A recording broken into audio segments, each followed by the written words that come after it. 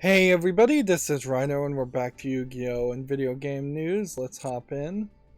I guess I logged in over the weekend. I didn't really do much though, so we have daily quest, we have a login reward, we have a duel live.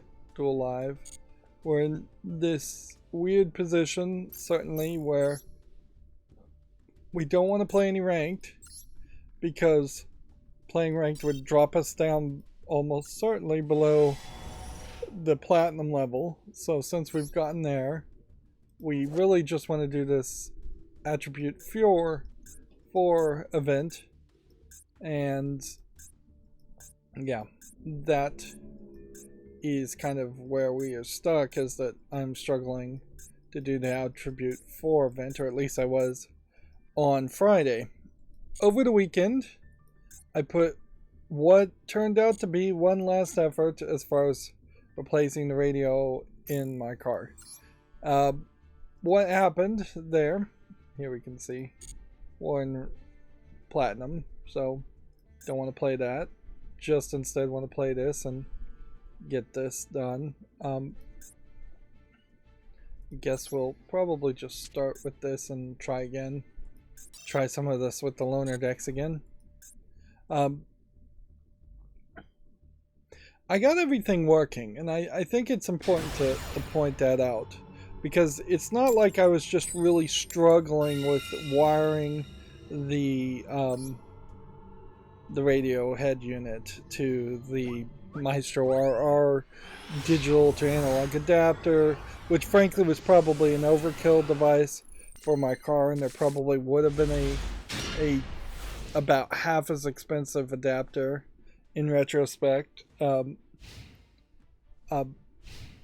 what little features were actually originally in the car. Like, if my car was a couple years older, it would have had more features that the Maestro RR could have converted from the digital CAN bus connection to a more standard digital or analog signal, but that just wasn't the case.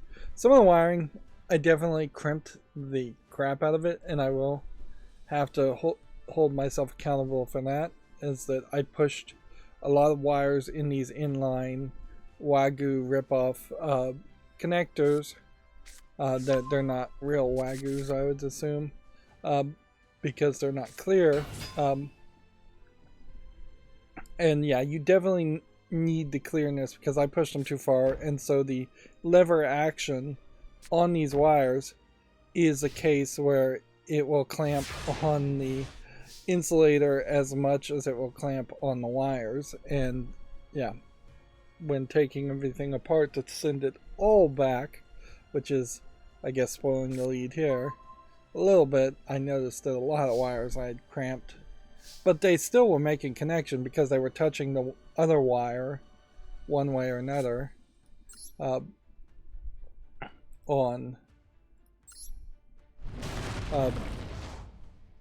in the setup, and nothing ever like sparked or shocked or did anything that that would imply anything like that. Let's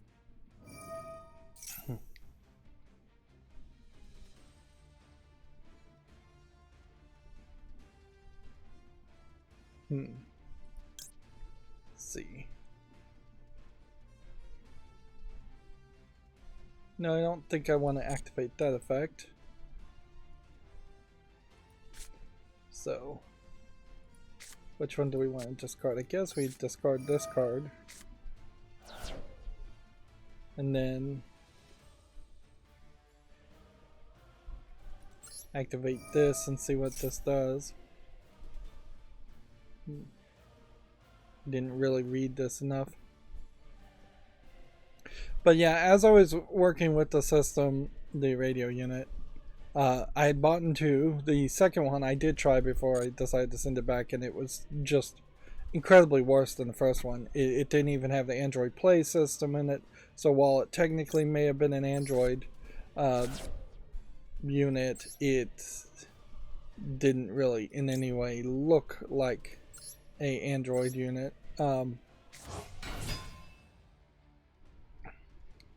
or act like an Android unit, in that you could install new apps or have any kind of offline. Also, the second one didn't even have like a satellite input or GPS input, so any kind of like offline GPS wasn't even an option. Um, um, so I guess it's the idea of this deck is that you're supposed to synergize by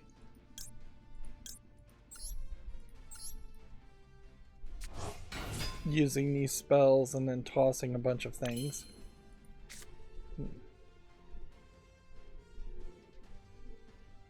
So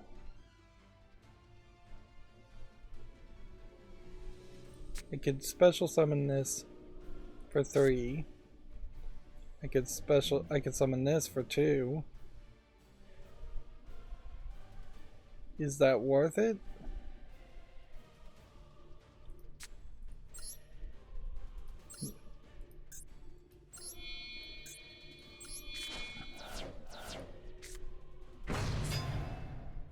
Like, I think possibly part of the problem I've had with these decks is that there's just this default desire to come and special summon something, when honestly special summoning something may not be the right move always.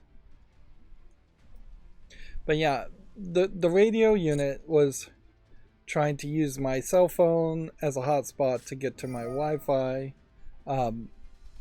and trying to download updates, and honestly it probably was having a lot more trouble than it seemed.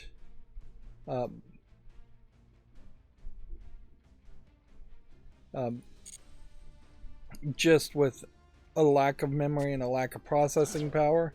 I will say 3 gigabytes, 8 core CPU is basically what you're looking for in any kind of Android tablet, and effectively that is what this is it's an Android tablet with custom software.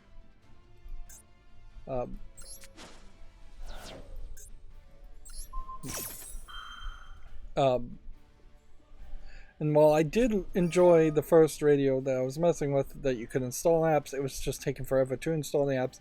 And the main thing I bought it for, which is a offline or semi-offline, you press the OK Google button.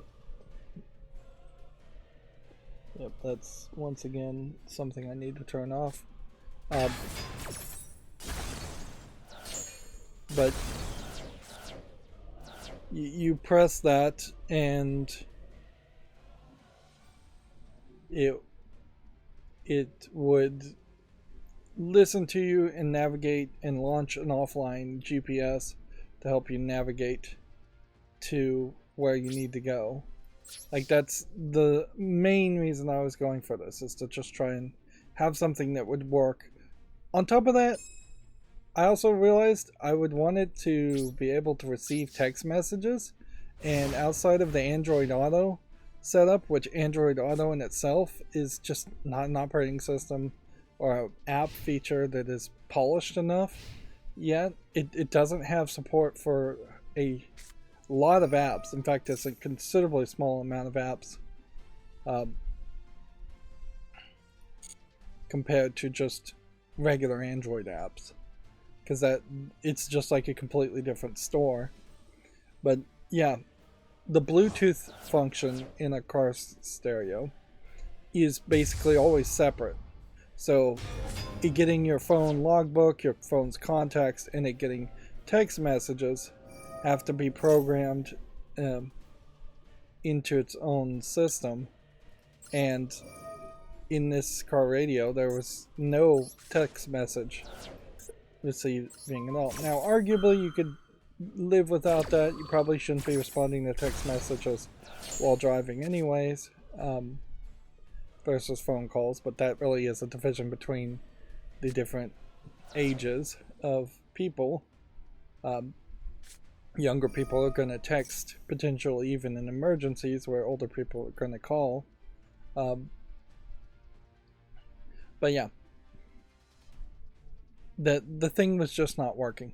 To quote, when I started the process to return what is about $600 worth of equipment when all is said and done, was, why are you sending this back, is one of the websites. And I said, one of the options is I just didn't love it. And that's really what it came down to. I did get the steering wheel controls to work, even though Maestro RR iData Link support told me that that was not possible, and even people online said it wasn't possible, that you can brute force the signals, but the actual radio head unit itself was just unsatisfactory. And yes, if I could go to a car installer, I probably could have played with some different radio head units and seen if I found one that was still snappy and still had the Google Play Store and had all the things I'm looking for, because there is kind of a medium-sized list as far as what you need and what it really should be able to do. The wireless Android Auto or Apple CarPlay feature is something that should be built in, but effectively that means you need two Wi-Fi's, or you need a phone that can connect to two Wi-Fi's at the same time, because the way it was working, at least on the unit I had, is that as soon as you'd initially want to set up your phone to be a hotspot and send your cell phone data to the radio, but then when you wanted to do wireless Android Auto, it would switch it the opposite direction, and then there would be a hotspot that would turn on the radio, and your cell phone would connect to that. But then your cell phone would probably not be getting data at that point, and almost certainly wouldn't be sharing data. It also had a screen mirroring function as an option, and I would say that wireless screen mirroring or wired screen mirroring, both of which are pretty useless features, because at that point you're just looking at exactly the same thing that's on your phone, and they don't really work automatically without you clicking a security warning to start recording your screen or projecting your screen. So you'd still have to fiddle with your phone.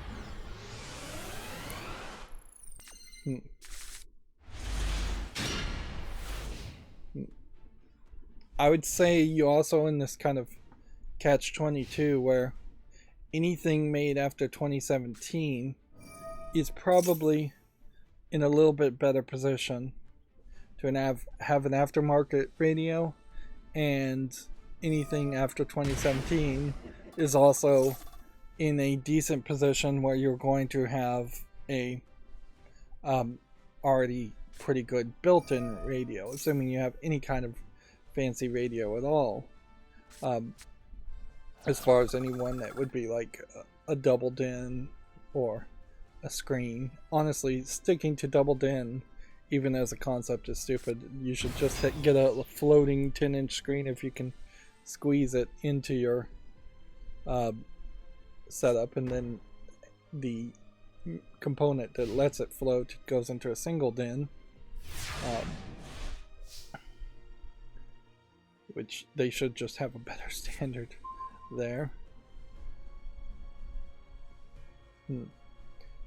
The idea of Tesla just really having a tablet and touchscreen makes a good argument that if there was just a tablet there that came with your car, and you could replace the tablet from a simple mount, that probably would be your best bet as far as the solution there, is just have no real limitation on the technology. and being able to just take the tablet and walk away is probably fine. But yeah, it just was not working well. The software, buying a $200 aftermarket radio unit, you get what you pay for, and unfortunately in that industry of car radios, like spending $400 to $1,400 seems to be about the standard thing, and you've really got to be in your car, I think, a long time to justify that kind of expense, unless it's just coming with the car, and then at that point you're already paying a ridiculous amount of money for a car anyway. So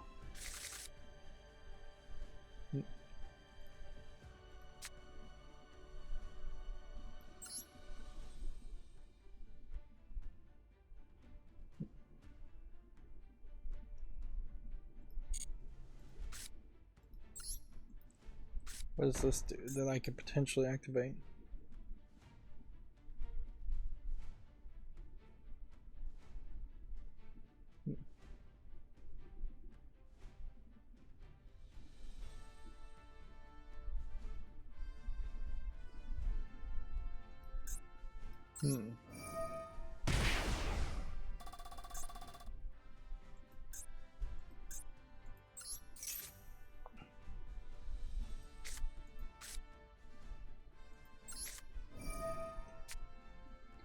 So yeah, at this point I just don't have anything else to really say about it. Android OS at some point, and Android Automotive OS or Android Auto, whether those are separate things or that was just a name change that happened at some point, I can't really tell. At some point it might get better, and it does seem like if you had a unit that had Wi-Fi or free internet data, or you put a SIM card in it so it had its own like cell phone antenna, Wi-Fi antenna, like external Wi-Fi and cell phone antennas in particular would be very helpful.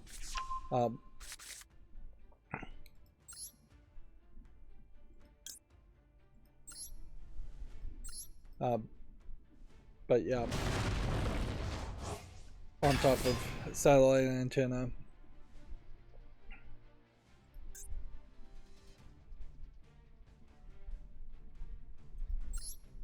Like, there you go. I think we've got something. Finally. Okay.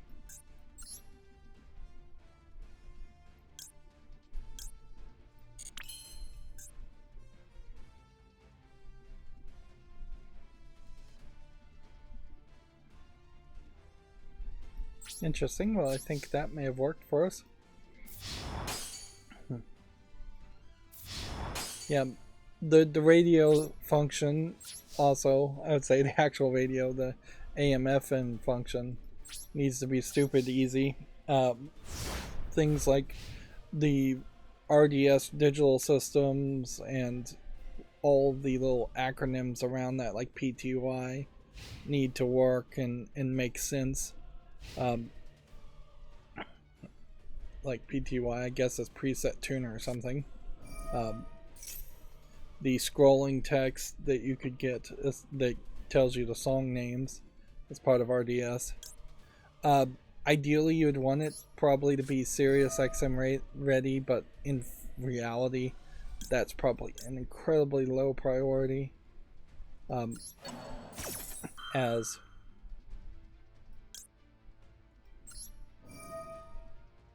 you, yeah, I don't know if there's really any value in doing any of this. Just activating things for no reason. Yeah, you can use the app for SiriusXM, so having a satellite receiver to get it from the actual satellite signals seems unnecessary, and I wouldn't be surprised if they eventually straight up don't maintain that system. They'll eventually cross a line where everybody's just, if you're listening to SiriusXM at all, you're listening to it through the internet and through an app, so why bother to maintain satellites, which eventually will have to be replaced with other satellites.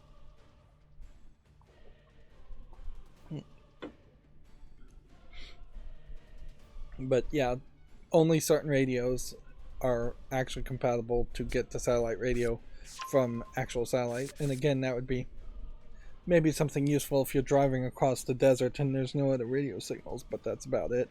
And at a certain point, why spend that extra effort instead of just downloading MP3s, which any Android-based radio unit is going to be able to do MP3s. And like, that was the great part about it that I didn't even get into, is just like I can fill the thing up with like movies and MP3s and photos and music, and then just like you could have a real nice media player system there. But that's not really what I was going for. The DSP was nice, certainly, but in actuality, I'm not sure I ever really figured out the right way to configure the surround sound. There's a lot of weirdness, I think, as far as how signals are sent audio-wise via the analog signals, in that there may very well be an amplifier that is connecting to different speakers based on different frequencies later down the field. I screwed up horribly by installing a micro USB connector and drilling a hole into the cup holder of the car. Now that I put the original unit back in, the original radio, there's no USB connector to connect to that, which honestly that's not a big deal. Like, the cord will just go to a cigarette lighter adapter, and then that's fine. But it was a permanent change, whereas everything else I did was temporary, and the only things I broke were things that I now can't get refunded on, but basically wasted $40 in 3 weeks, assuming everything refunds, which that will be a nightmare, certainly, if all of a sudden I'm not getting credited for returns. So that really shouldn't be a big problem. I don't want to sing the praises of Amazon.com, but most of the stuff I bought was Amazon.com, so it's in a pretty good shape there. But yeah, thus ends the saga as far as trying to install radio. Yeah, I did learn a lot, certainly, but you don't want to end projects on failure ever, and this is really a project that feels like a failure, even if, I mean, you'd have to really bend over backwards to say, well, I learned a lot and I got it all working. It was really just a failure on either purchasing a radio that would probably be a lot more expensive to get something nice and that worked correctly, or it was a failure in the hardware or the software, really, not the hardware. A little bit of both, actually. Underpowered Android tablet with an underpowered Wi-Fi connection. 5 gigahertz connections on the Wi-Fi is another thing you definitely would want to see on any new device. So yeah, I did all of that, and then instead of going to sleep last night, I stayed up all night working on my Wi-Fi and obsessing about that. The good news there is I think I have improved my Wi-Fi connection considerably, and I'm potentially working towards shifting the number of access points down to a more reasonable 2 from 4, and getting faster connection speeds even for my Internet of Things setups, which yeah, that potentially could increase the 2.4 gigahertz to as much as it could be in the 5 gigahertz. I had my 5 gigahertz on channel 100, and basically using channel 100 is a mistake because only a couple of devices can see it, whereas I really should be pushing more devices on like channel 36 of the 5 gigahertz, pushing more streaming devices, smart TVs, things like that that really would benefit from the connection improvement up to that connection, because the 2.4 gigahertz is bad. While theoretically the total throughput on the 2.4 gigahertz is 144 megabits or something around that, megabits per second, the reality is you're going to get about 30 to 50 megabits per second depending on how noisy your 2.4 gigahertz neighborhood is, and not a lot is going to fix that. Like best case scenario, you have like a metal fence that blocks a lot of Wi-Fi access points from your neighbors to reduce interference, but that's kind of all you can do. We're still not really winning here. Let's try this next deck. Like I'm not really even expecting to win that much. I'm just hoping games go quickly and then I can just slowly grind to get the gems. Even one victory would bump you up like 500 medals.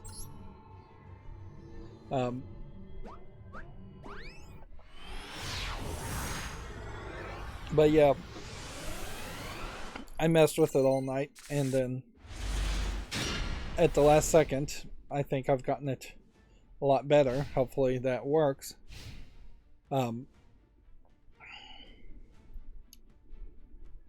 The difference between the real 30 or 40 megabits per second, which is really too slow, on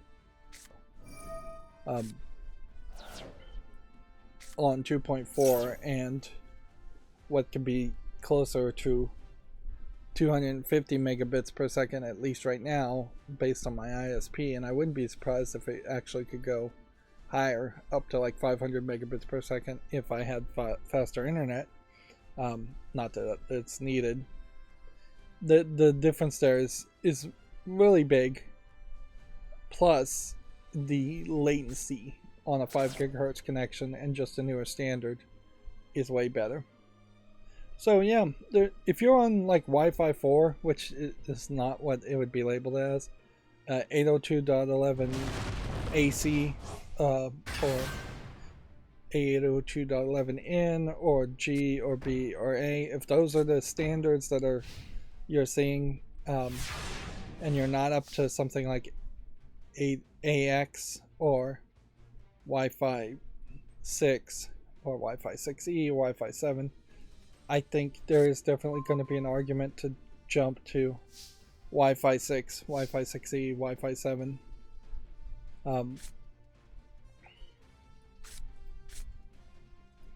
Because of just better standards. Wi-Fi 7 in particular. Alright,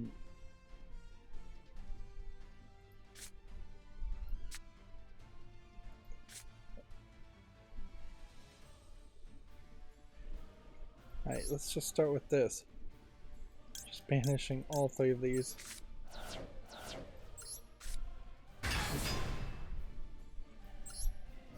Let's see what his ability does.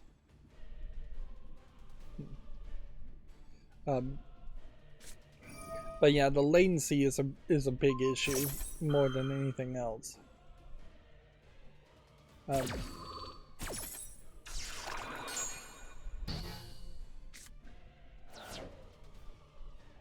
But yeah, in all of this accountability section though, noticeably, I have not mentioned Lego DC Supervillains at all. So obviously I haven't played that, which I need to get back to that and get back to work. I did upload some YouTube shorts, and then YouTube is just seemingly going to be consistent on limiting the number of videos you can upload. So YouTube Shorts in the major amount that I'm making them in big bulks is just not going to work. So pretty much after every stream, I need to make more YouTube Shorts and upload those YouTube Shorts quicker, or possibly even just make a new folder. Is this one going to be canceled? Let's just see what happens. Tribute this. This isn't going to work.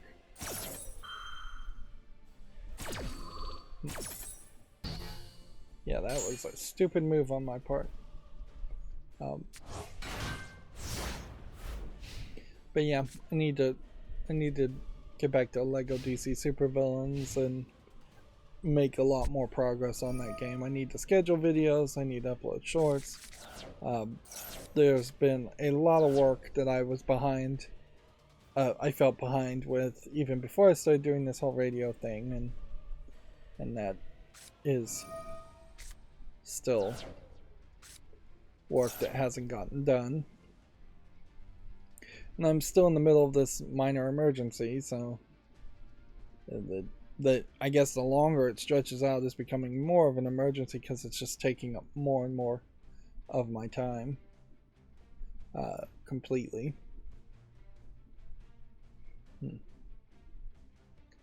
So yeah,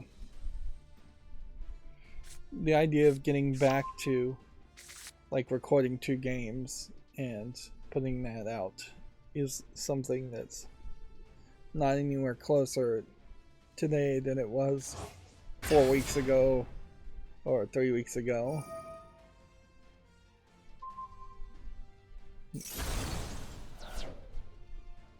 Now, I'd have to admit that certainly the whole radio unit was very frustrating of a process, just because there's a lot of minor frustrations as far as getting the wiring right and getting things just to turn on, getting the mounting brackets, which I have to point out that if you are getting a really thin, like ISO Android double-DIN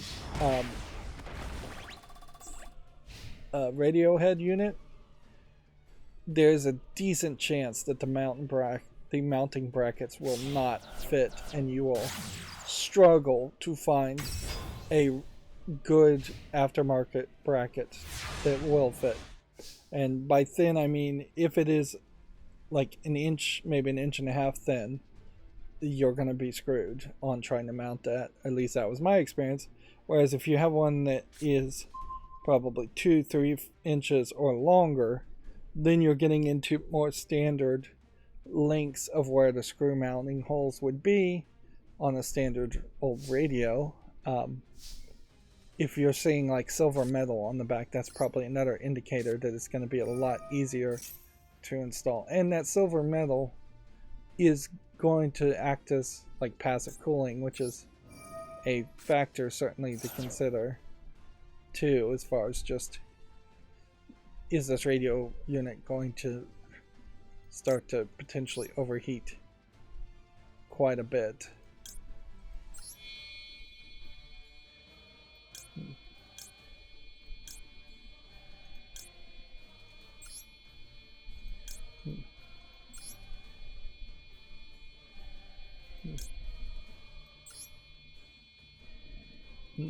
Man, we are using a lot of fusion material here.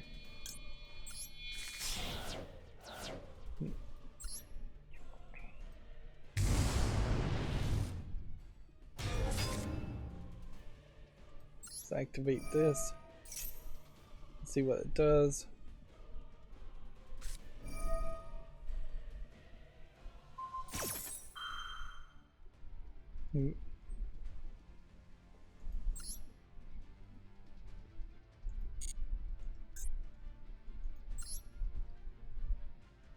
Is this supposed to be the same card character? You have this metallic serpent, and then you have another metallic serpent.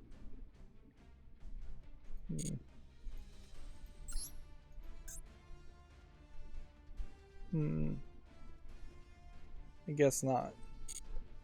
Well, at least they're not related cards.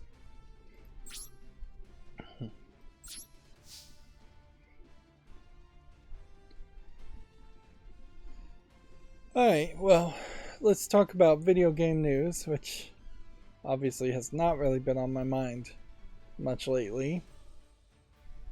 Is there a lot of video game news that's happened in the past couple of weeks? No, so it's been a decent thing, decent time to potentially like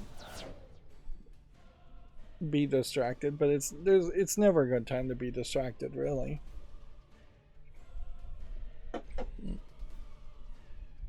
We're going into the Japanese Golden Week, it seems. I never can keep in my mind when that actually happens.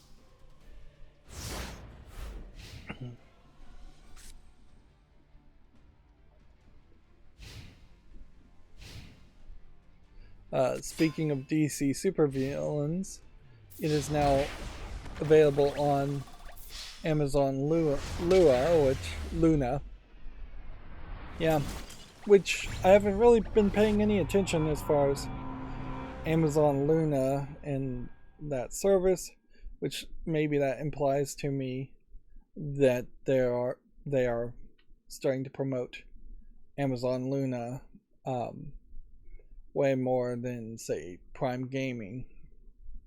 And yeah, Twitter is still falling apart as far as giving out like these gold check marks to random people, or giving blue check marks to random people, or people paying for blue check marks. Luna is, I think the gold check marks means something that you're paying a higher fee, and then you can hand blue check marks to subsidiaries.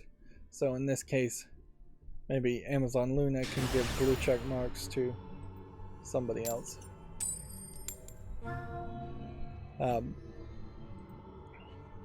Overall, though, yeah, Twitter, I'm seeing just a massive amount of pushback and backlash. Overall, as far as the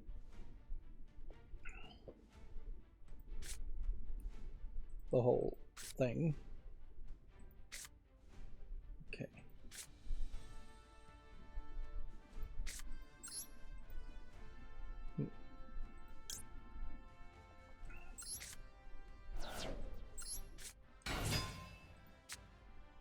One card and one voice spell trap card. Target one monster on the field and destroy it. Let's just end the turn.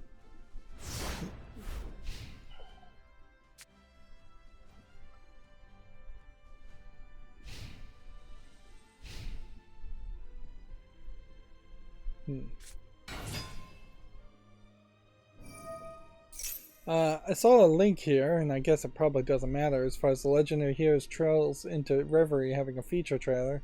And they definitely chose a screenshot to catch my attention, in that you are a minute 38 into this 2 minutes and 18 seconds, and they're showing off this mini game in this beach section of this game, riding a banana boat, which this whole section really has nothing to do with the like fantasy action JRPG experience that the real game is.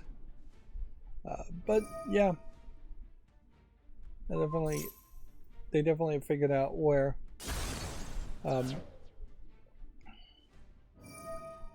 what would catch my attention. It's almost consistently becoming a case where my macro is messing up a little bit every time it runs these days. Although this time, I can't even really blame my macro. Straight up, Video Games Chronicle popped up a cloud flare. Click this box if you're human verification. Which I really wouldn't have done that much. That would have sped up my direct connection. So the macro really shouldn't have been running any faster than normal. But yeah, GameDeveloper.com has this article. Mario is Missing was shaped by Carmen Sandiego rivalry and miscommunication. It looked back at the cult classic spinoff and what came to shape its creation. This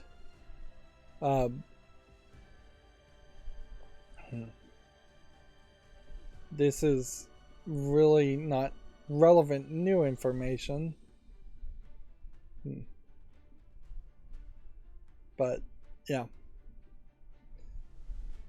I could certainly see the thinking, particularly on Nintendo's part back then, when Nintendo was actually trying to release PC games, and that is why there is this kind of long history here of Nintendo these days not trying to make any PC games, is that they failed in that industry once before in the, I would say, mid 80s, maybe early 90s. It is always shocking to me, I guess, how quickly time flies when you look back historically. Back when I was a kid, a year was forever, but these days as an adult, a year is basically nothing.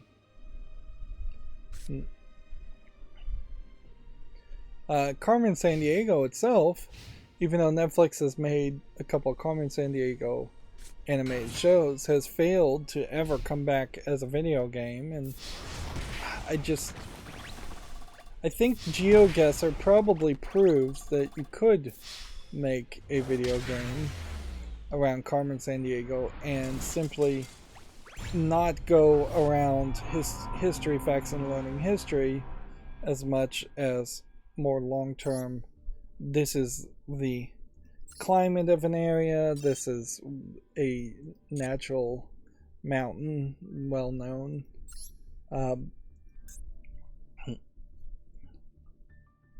Like certain things you could certainly historically, things that are historically true in general would always work. So you could spend some effort there and make a new Carmen Sandiego game that wouldn't become horribly outdated as soon as one country changed its name, changed its flag, or was acquired by hook or crook by another country. And certainly you could just date information too, so that would be helpful. Of course, a Carmen Sandiego game would probably be pretty easy if you just Googled the results. That is certainly another aspect to it that would make it more difficult.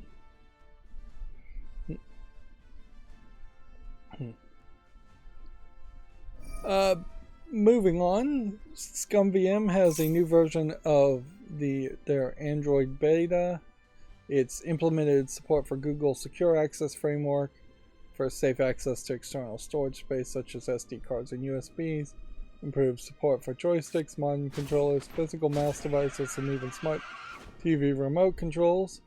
It introduced the ability to switch touch controls between touchpad emulation, direct mouse, and gamepad emulation modes, which can be set per context, as well as changed on the fly. Included a log view option, included features from ScumVM 2.7.0 with regard to the 3D engine support and shaders, improved overall app stability. The idea certainly of potentially having a Google TV thing, which that is the next thing that I probably will deal with, certainly, is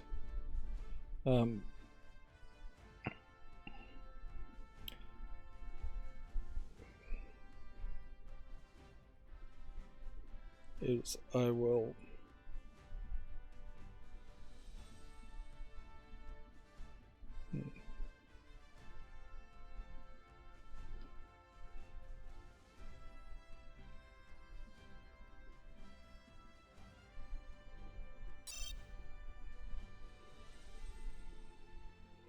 Alright, fix that, sorry.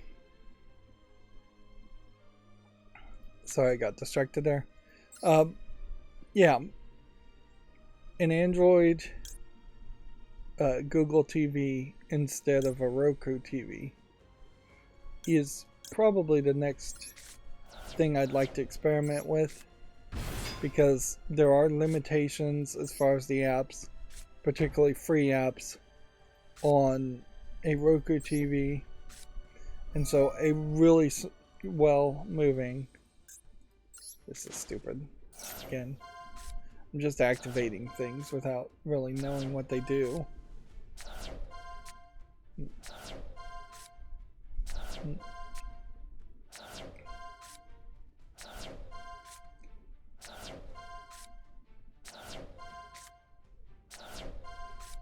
This is just going forever.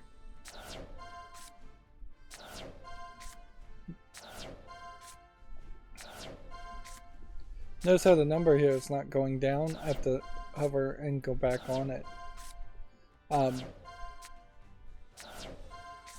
But yeah, I could see a Google TV having a much better setup in the long run when you're trying to integrate like smart TV, smart home devices. Also, man, I just boned that up terribly. And certainly I could see like the niceness that you could potentially have a smart TV remote control and play an old ScumVM point and click adventure game, which does tend to be pretty slow games that tend not to have a lot of timing requirements, so a very slow TV remote control probably still would work. Moving on, Video Games Chronicle says images of a Lego Pac-Man arcade machine appear online. The set will be released in June. Let's see if there's a general picture here we can click on. This is blurry. This is all get out. Okay. Well, I guess this is as good as it's going to get. This really does not look particularly different from just a toy Pac-Man device. This is, I believe, going for $270, and I have a hard time seeing how you're going to justify $270. I feel like the buttons for Pac-Man, which I guess really would just be 1-player or 2-player start on Pac-Man with a joystick. I imagine all of that is going to be built with Lego and not really controlling anything. It would be interesting if you somehow created a system here where it looked like things were moving around. You couldn't really do it like you did the Mario TV set, which in comparison was way better as far as the NES set.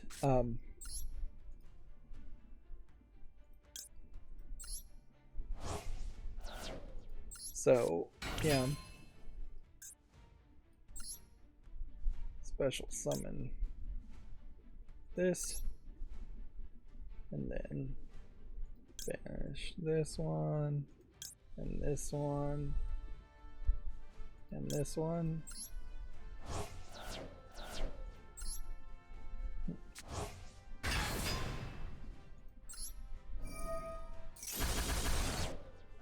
Well, look at that.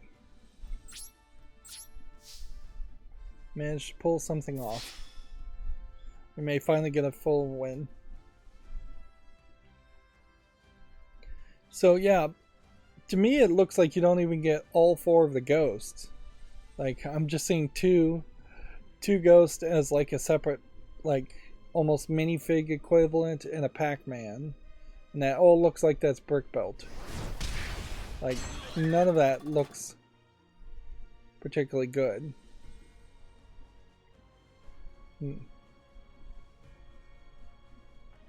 And maybe at some point you could say a Lego enclosure with digital things might be the way to go as far as some of these things go. It says it's 2,651 pieces. It's got to be really tiny pieces, or this has to be incredibly in a different scale than what I think it is. In all fairness, these kinds of leaks never look amazingly good. But yeah, Lego sets have gotten just increasingly more expensive, more varied. I did see a let's click on the NES just as far as comparison. Like this set was $230 according to this article, and it gives you an NES and a TV and a screen that rotates as you spin this dial and moves Mario around as you look at World 1-1. Let's activate this effect and I guess once again tribute and destroy everything on the field.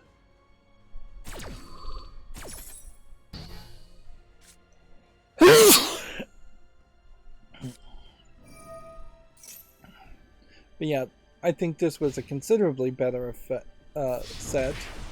And the shame here, though, is that they haven't come out with like a Super NES and a change of screens where you could have like a scrolling of some game or multiple games.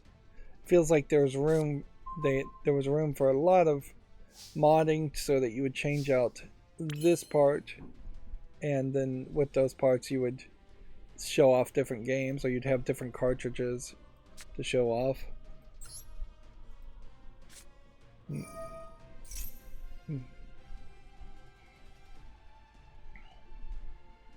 But yeah, that was a set from a while ago.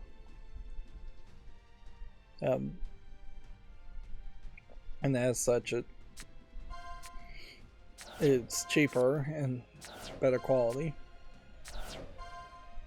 Yeah, I just don't know what you really could do with Pac-Man. Almost certainly you don't want a desktop Pac-Man game, even if that is exactly closer to what the original Pac-Man arcade set is. You almost certainly want a Miss Pac-Man cocktail table, and since they won't do Miss Pac-Man because of the controversy and fight around that, then you would just want a almost fictional Pac-Man cocktail table.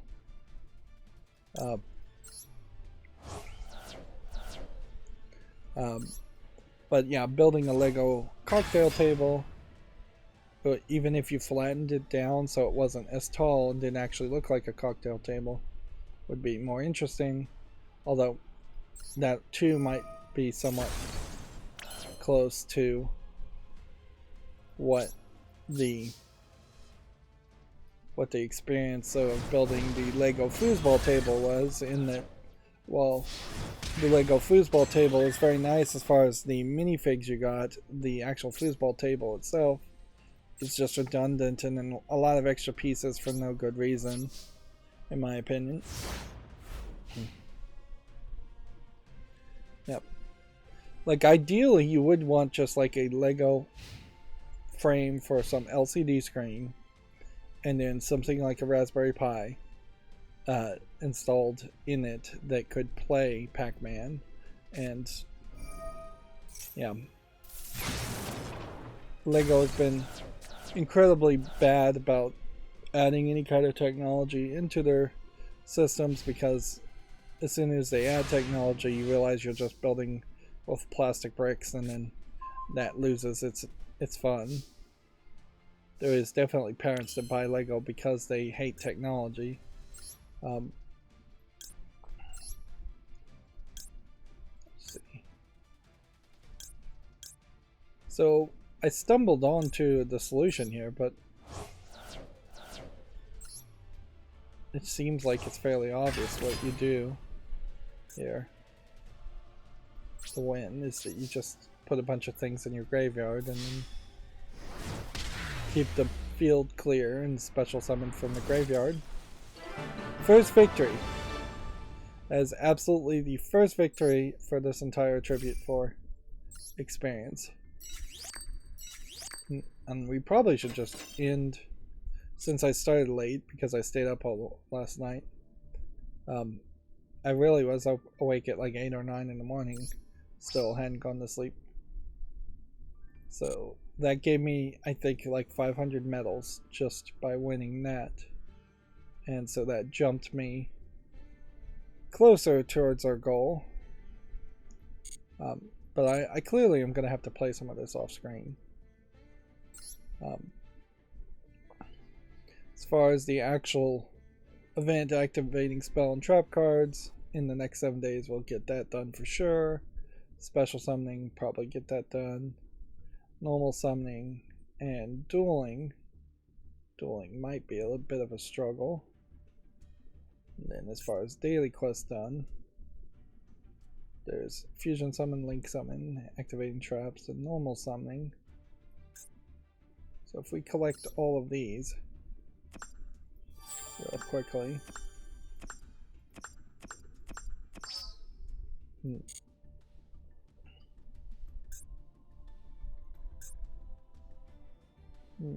I think the rest of this I can just get potentially done off screen. And we should just focus on the news. Meanwhile, we are making more than enough progress on this dual pass, battle pass.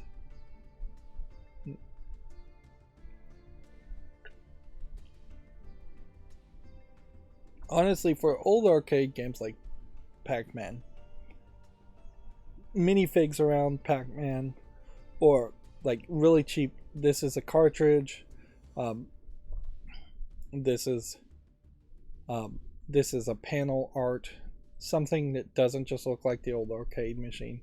It's probably a lot better than trying to invoke memories and nostalgia that just isn't there in little kids for arcade machines that they will never see in their life. Even parents, I don't think, are that nostalgic for Pac-Man machine, like the arcade body of it. They may be nostalgic for playing Pac-Man, but the actual side art and the actual controller and screen and stuff like that's not that big of a deal. Well, on top of us working towards the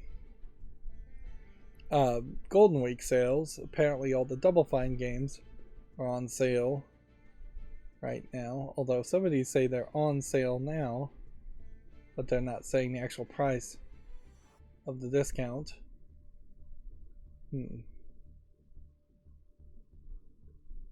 And like, let's see, which of these do I maybe not own?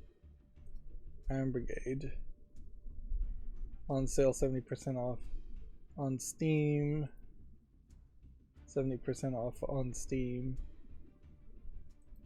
So maybe they're not on sale on any of the other games. Let's look at this hack and slash game, for instance. Hack and slash is mixed reviewed from 2014. And apparently it's already in my library. Probably because at some point I just bought a Double Fine bundle, which I guess I could complete this bundle for $2.58. Or I could get this hacking bundle for $36. Click on Double Fine Productions. Rhombus and Ruin, I think, requires VR. In Psychonauts 2 seems to just not be listed on Steam, which I feel like it would be.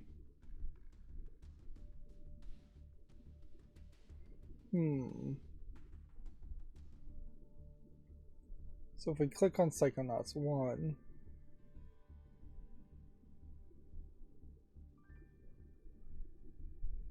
Psychonauts 2 is on Steam, but it's developed by Double Fine Productions and then published by Xbox Game Studios, which at the moment Xbox Game Studios is promoting Minecraft Legends, which is still not getting very well received. Let's see. Let's open that in the new tab. I guess Grounded also. There's actually several games here that I should look at. Like this Pendant is overwhelmingly positive now, so we can go ahead and just put that on the wish list. And Grounded apparently has a single player campaign enough, and it's out of early access, so I could go ahead and put that on the wish list. It does seem very crazy at this point though to bother with the wish list at all, because like we are just not playing enough games. That's certainly not something I ever thought would be a problem for me either. But yeah, boy do I wish I had started my YouTube channel like before YouTube even existed. I just saw, by the way, that YouTube was originally going to be like a dating app, and that quickly changed. But it was not a dating app, a dating site where you put videos of yourself talking about your interest to find dates and relationships. But yeah, I wish I had started that before YouTube had even started, and I wish I was a lot younger when I started my YouTube channel, because if I was young and somehow had a massive amount of free time, I would have played so many more games and made so much more content. Although my content probably would have really sucked if I was talking about some of the first games I ever played when I was very young, when I was not as well articulate, which maybe I'm not that articulate even now, but I was definitely worse when I was younger, like everybody, or well informed. Like I definitely could have spouted off a lot of nonsense about how, say, Super Mario Brothers was the best game ever back in the day, which in fairness, I guess Super Mario Brothers was the best game ever. But I could have said that about the wrong game too.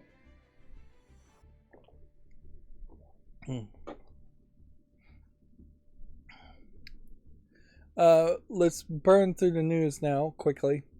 Miyamoto drops future Nintendo movie hints. Future adaptations can feature both characters that are suitable for film and characters that are well known. He definitely used the phrase that he's looking at Nintendo like a talent agency that owns the rights to a bunch of Nintendo characters. Particularly, I guess, from the Japanese idea of virtual VTubers and them being owned by agencies, or before VTubers, idols being owned by agencies. That he's probably coming from more of that Japanese perspective too. And I bet that makes a lot of sense to him. So yeah, I don't see any reason why Nintendo movies wouldn't be made. The Nintendo movie seems to have succeeded particularly well.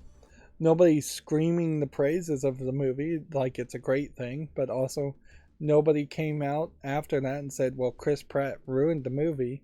It was a nice, middle-of-the-road, average movie, which we really need more movies that are like that. They don't have to all be amazingly great. It sold very well. The hope here is if they did make new Nintendo movies, that they wouldn't be worse than the Mario movie, or that they wouldn't be more expensive than the Mario movie, or shorter than the Mario movie. I don't know if people really even care about the length of a kids movie, though. It really could be 60 minutes somewhere, but like you can get feature-length movies based on one definition that are 40 minutes long. So yeah, 60-minute movies from Nintendo coming out fairly frequently, always being average or better, would be perfectly fine. Um, and I could see certainly somebody like Netflix funding the development of, hey, we're going to make 12 Nintendo movies every year, one for each month, probably a little less than that. And then every month there will be a new 60-minute movie that comes out in theaters. That's what they kind of did with the Pokemon movies for a long time now, is that you'd get a Pokemon movie at least once a year. So find 11 other characters to make movies around and try and dominate the kids movie market and always have a Nintendo or kid movie in the works in the theaters.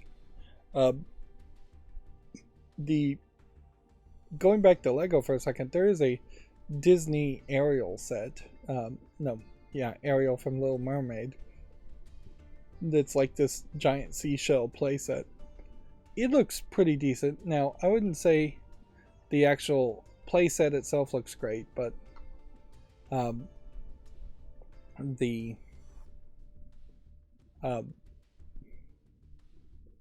that's grotesque. The overall minifig and combination of the playset and the price looked pretty decent. And it's nice and bright and colorful. What's weird about it, though, is it really does feel like it is minifigs instead of Lego Friends dolls.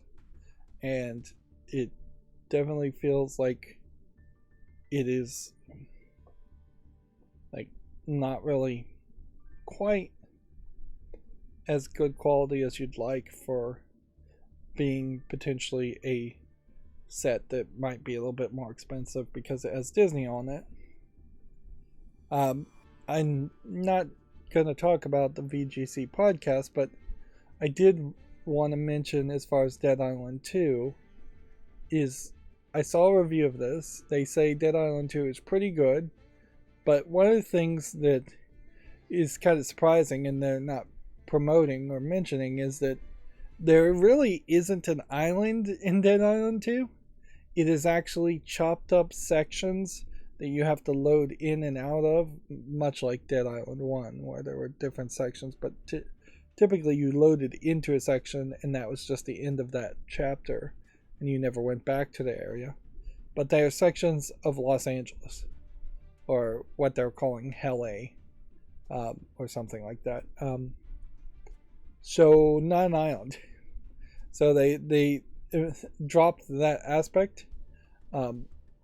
There's been, I think, at least 3 different people that worked on Dead Island and gave up and rebooted it, so I can't really blame them if all of a sudden they're making a game that's a zombie game that really doesn't even stick true to its title as far as Dead Island. But whatever. Another aspect on the review I saw is that the hack and slash aspect is kind of old school, and so it's going to feel a lot like Dead Island 1, whereas more modern hack and slash games have improved on that concept a lot better. So you are getting a slightly worse than average game, but for lowered expectations, that's probably not that big of a deal. Gory graphics, though, definitely seem like they are something. Xbox has disabled the screenshot sharing to Twitter following the API changes. Star Wars Jedi Survivor physical versions were reportedly required a download to play. It's unknown how much of the game you'll have to download, but yeah, we're pretty much getting to that point now. In fact, it's probably been a couple years that it's always been that, because I don't know how many games for the Xbox Series X or Series S or the PlayStation 5 you could go and buy a physical copy with and then plug into one of those consoles with it completely disconnected from the internet and it would actually work and play. Many of those games probably would start but then would be so incredibly buggy because you need that day one patch update. And it's not like any of these discs are getting reprinted with newer versions in most cases. It's probably still the exact same gold master copy that is being sold as far as physical copies of games years later. And they're just assuming that you're going to download an update. So this is really just taking the next step and saying this one actually is going to require a download. And I don't know how much of that may have to do with de novo or DRM, or how much of that may have to do with something else. Let's see.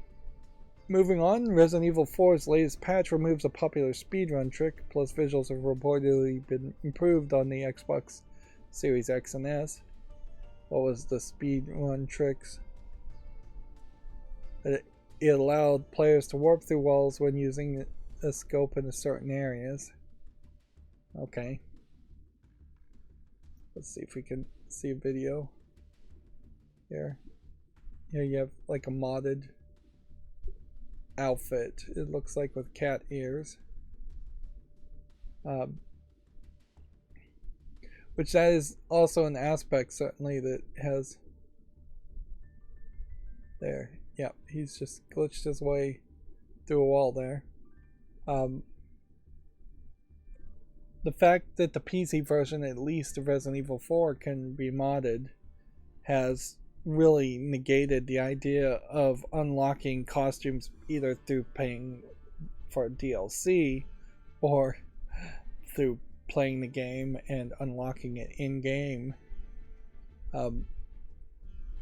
Which, yeah, that is kind of a problem, but it's usually not a huge problem.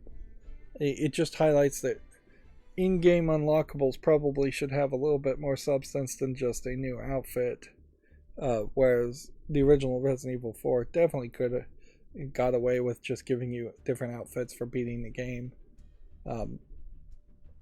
as a way of, I guess, showing off to your friends or giving you something different to look at to play it a second time. Whereas now in-game achievements are mostly just integrated into achievement systems, or they're giving you credits to upgrade your weapons. Yeah, I'm surprised more people haven't really complained about the grindy nature of upgrading weapons, but I suspect it's just not as big of a deal as it seems. It's obviously something that they added to Resident Evil 4 so then they could sell DLC and microtransactions to quickly upgrade your weapons. So it is, even in a game here that really should not be tainted by microtransactions, it's yet another example of how this game was probably changed at the last second or by higher ups to have a grind as far as the weapons upgrade when it really shouldn't have a grind. Resident Evil 4 in its original version had no real upgrade system in it that was grindy. It was just a very natural system where you would get enough money if you played thoroughly enough to upgrade your weapons, and then by upgrading your weapons you would potentially kill things quicker. Although in all fairness, it feels like the game's random drop system, it wasn't actually that random, so if you had a weak weapon that was using a lot of bullets, you would tend to get a lot more bullets anyways, or if you were using a lot of health, you would tend to get more health anyways. The mine launcher in particular was very specifically programmed where if you had like less than 6 mines, you would always pick up more mines. If you had more than 6 mines in your inventory, you would never find any more mines. So the mine launcher felt like it was very useless to most players because they didn't realize that they could get basically an infinite amount of mines if they just kept on using the mine launcher. And the mine launcher was powerful enough to take out large crowds of people when you eventually got it later in the game. Moving on, Guerrilla Games co-studio director has been promoted to a PlayStation Studios role. The Horizon developer has restructured its leadership for the second time in 3 years. which, okay. Shoveling of the deck chairs on the Titanic, probably it is not, but PlayStation does seem like they are not making enough games, and inherently that's the only thing I really would say is that these second party companies that are owned by PlayStation, PlayStation Studios, I guess a subsidiary of Sony Interactive Entertainment, they all seem like they should be making more games for the PlayStation and not worrying about management roles, although in all fairness, maybe him being in a new role will lead to more getting done. I did hear that apparently Microsoft is not happy with Xbox at the moment. I don't know if this rumor really should be taken as true, but I could definitely see Microsoft telling Major Nelson or other people in Xbox that they really need to start making more successful games, more games, things that sell a little bit better.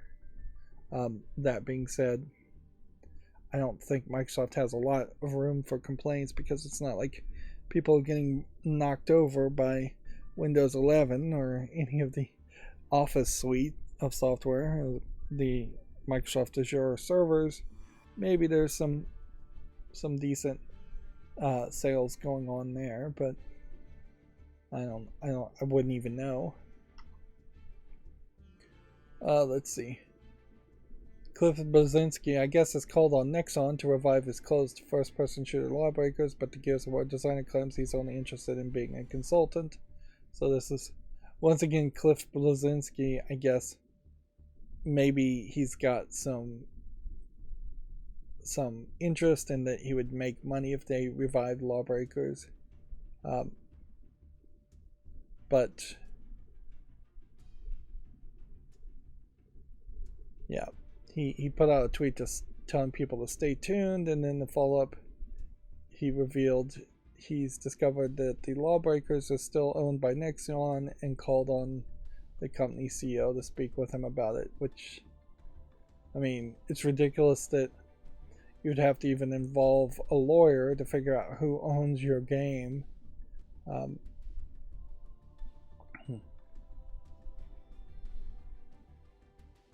Yeah. So either this is Cliff Blazinski being crazy and talking out of in public about things that should be talked in private, or this is all Cliff Blazinski teasing something that's already been agreed upon. Yeah. But really, he just wants to get whatever money would come to him, obviously. He obviously has some kind of interest, and it's probably financial, if not just pride, to bring back Lawbreakers. But his interest does not go far enough to say, hey, I'm going to get back yet again into the video game industry and try to actually lead in any way. Which, honestly, if I was Nexion, I'd probably tweet back if I was not going to do anything at all and say, well, why don't you sign over all the rights and all the claims to it and sign this gag order NDA and offer that to him privately, and then if he says no to that, then publicly just shame him and go, you're just talking trash and stirring up stuff for no good reason. Call him out on his willingness to sacrifice potentially. I don't know why you would make any game that potentially is going to have Cliff Blazinski involved, but then he's not actually involved. And so at any point, if you do something he doesn't like, he could just poop on it and then people would stop playing it. Or it could succeed greatly and then somehow Cliff Blazinski deserves some percentage of sales. Why not just make a new game and not involve Cliff Blazinski in the first place? And in a lot of ways, we could just replace the name Cliff Blazinski with American McGee, and it's basically the same situation for EA. Why would EA revive or make a American McGee's Alice game, where American McGee would say things publicly and potentially either derail the sales of that Alice game, or American McGee would take a cut of the profits on that, when you could just, as EA, make a different game. Which EA in particular, they've got plenty of EA sports games that they're making. So it's no surprise that EA passed on a third Alice game, which I haven't heard anything new around that, so maybe that finally is on the path to being a settled question as far as whether there would be a third Alice game. Although, in all fairness, you could have assumed that it was a settled question 5 years ago and just assumed that they weren't going to make any more.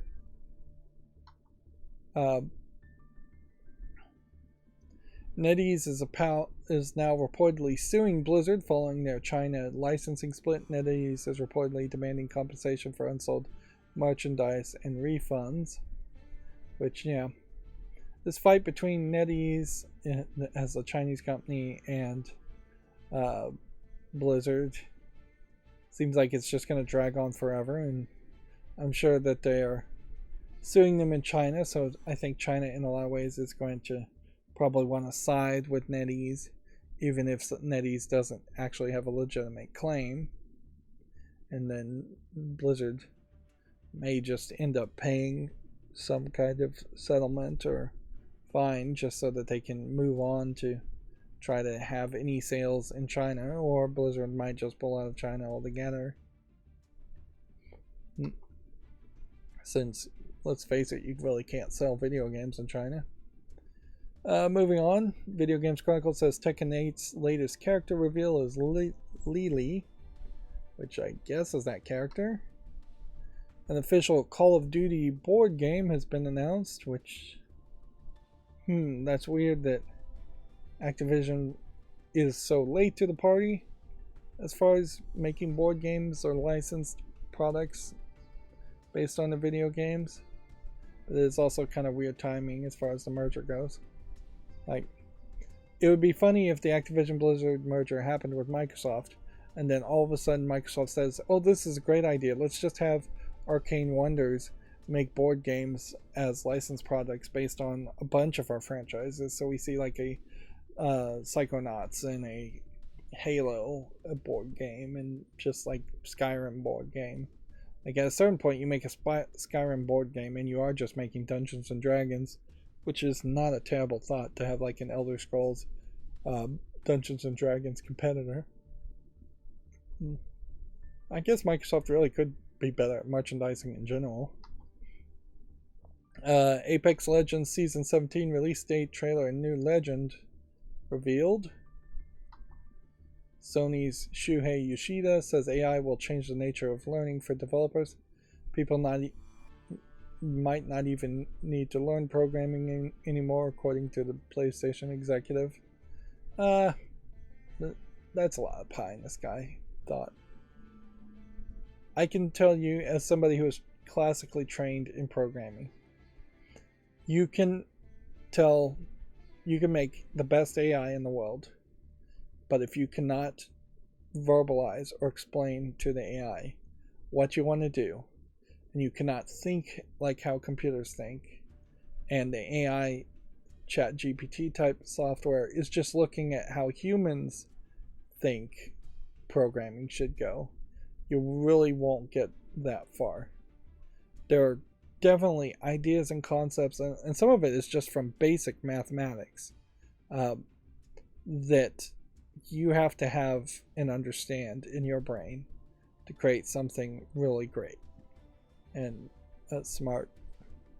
A lot of the generic stuff, sure, could be automated, and we have just done that with programming more and more, but at the core of it, when you need a function that gives you every prime number that's also a multiple of 2, you've got to understand what prime numbers are. You got to figure out how a computer calculates that. Then you have to figure out how to filter that so you figure out if it's also a multiple of 2, which in actuality there shouldn't be any prime numbers that are multiples of 2. but we really don't know for sure, since we don't know if there are infinite number of prime numbers. So that was a bad math example.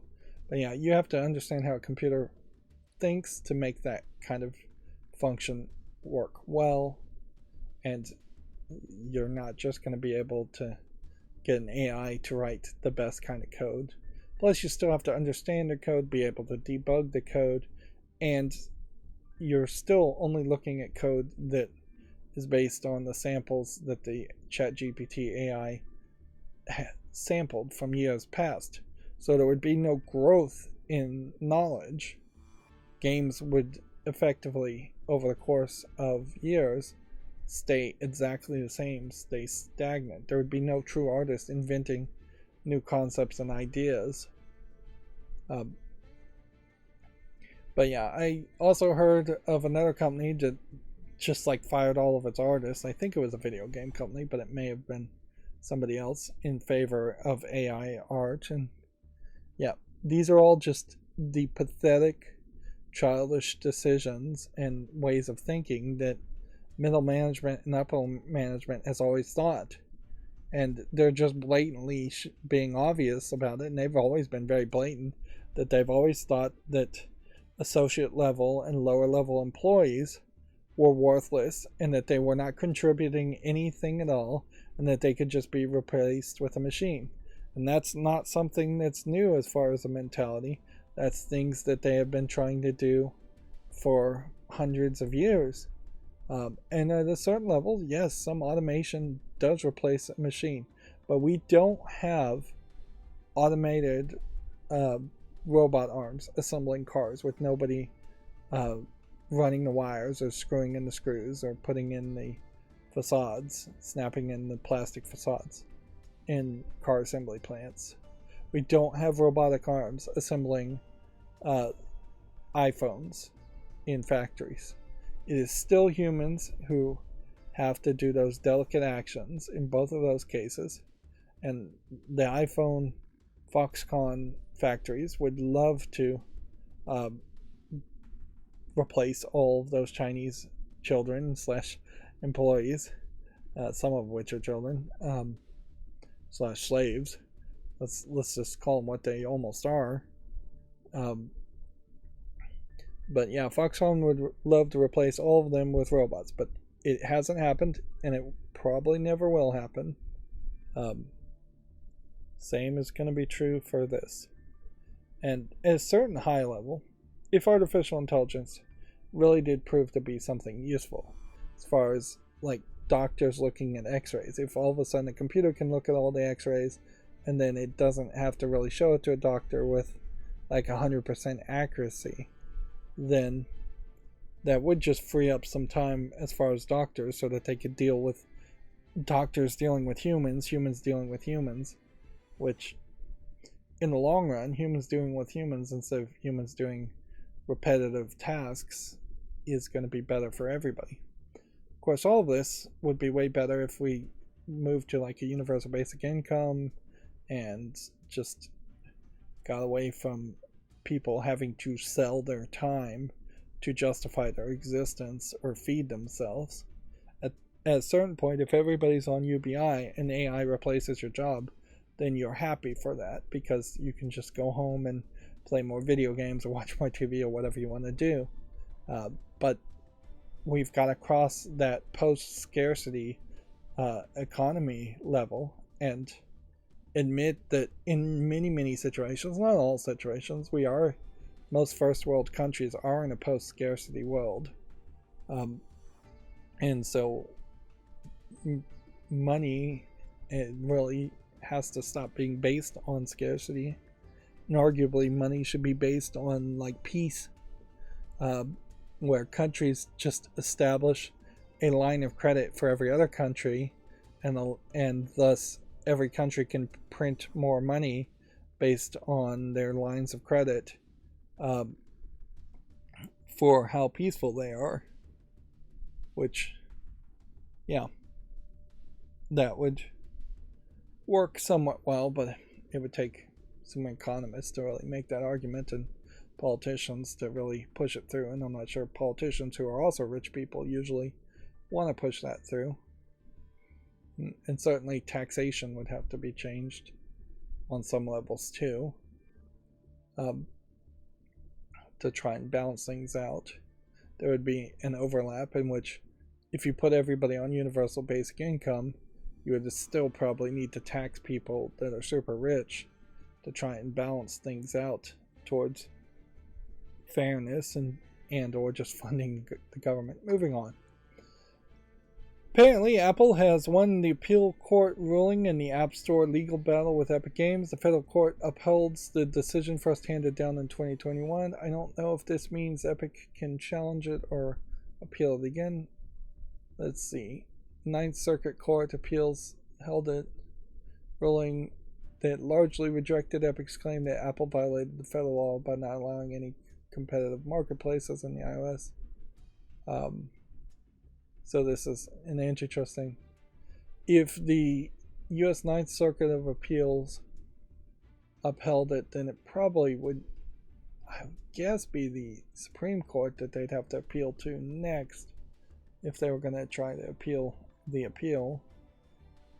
But yeah, because I don't think it goes Ninth Circuit, then Eighth Circuit, then Seventh, then First Circuit, or anything like that.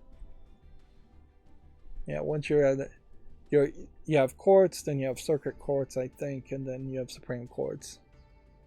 Maybe some circuit courts are above other circuit courts.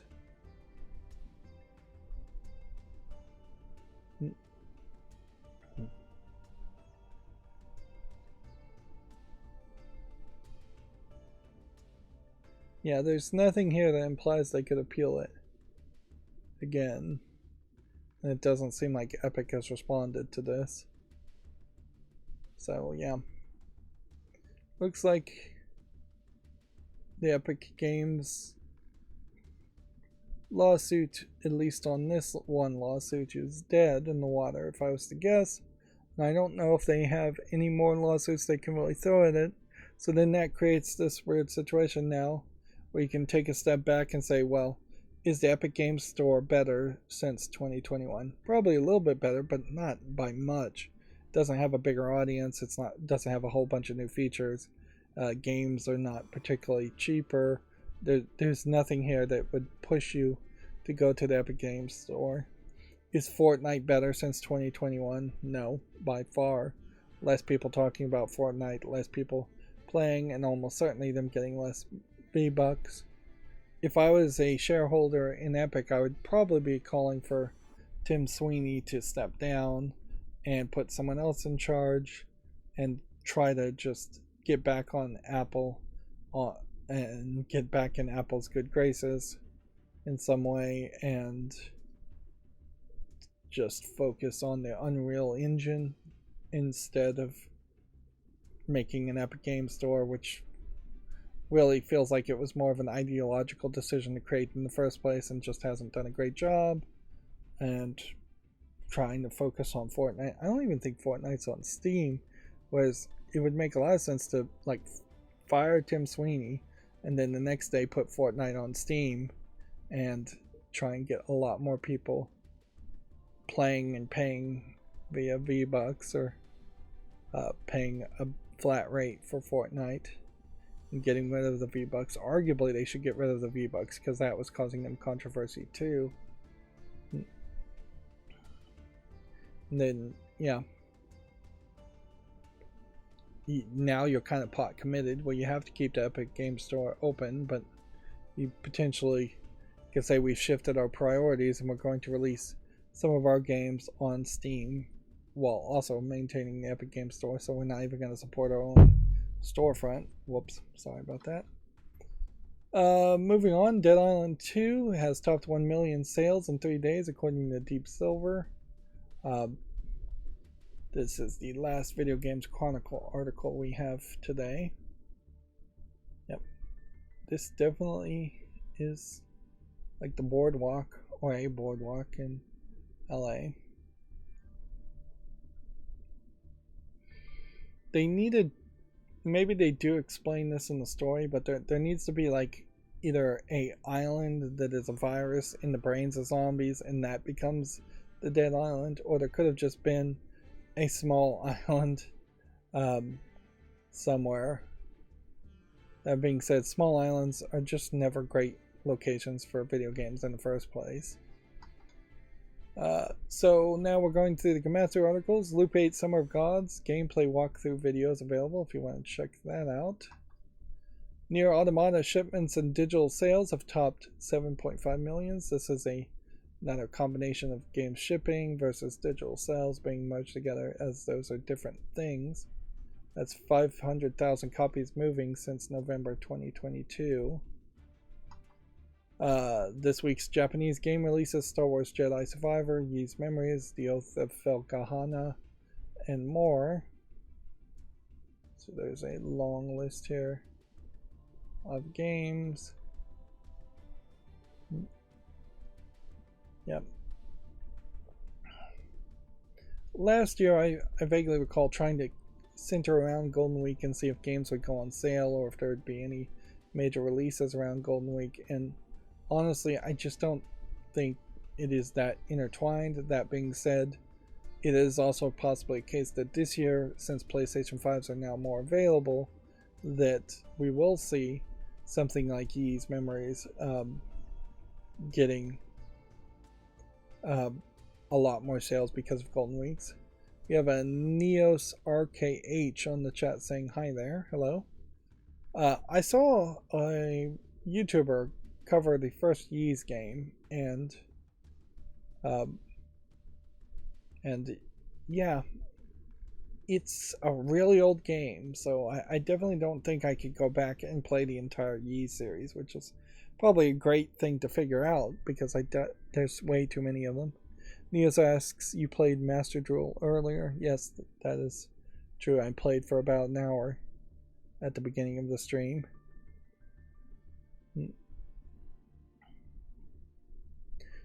The next question, certainly on Ys games, is if the very first Ys game is too old to really go back and play, is the most recent Ys game that much different, or is it still very much feeling like a old Super NES or NES RPG game with 8-bit pixely graphics, or just simplistic RPG gameplay mechanics?